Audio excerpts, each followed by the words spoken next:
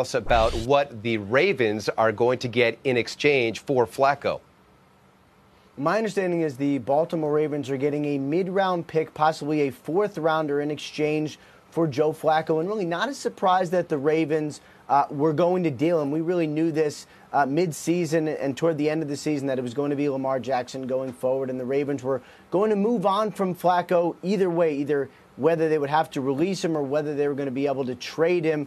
And it is pretty clear that the Denver Broncos were looking to upgrade at the quarterback position. I know they talked to a couple teams before settling on Joe Flacco as their answer. But this is clearly not the end of the story here for the Denver Broncos.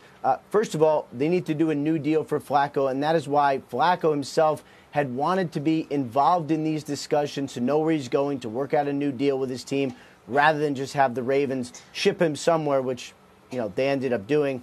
And then there's the situation of what happened. Then there's the question of what actually happens to Case Keenum, guaranteed $7 million this year. Could he stay on as the backup, or do they try to deal him or just release him today? Still a lot of questions going forward for the Denver Broncos, who at the very least are going to have a new starting quarterback for 2019. How long have these talks been percolating between the Broncos and the Ravens? My understanding is less than a day, and I know I touched base with people yesterday. There was some things going on. There was some deals that they were trying to figure out where was the quarterback market going to be.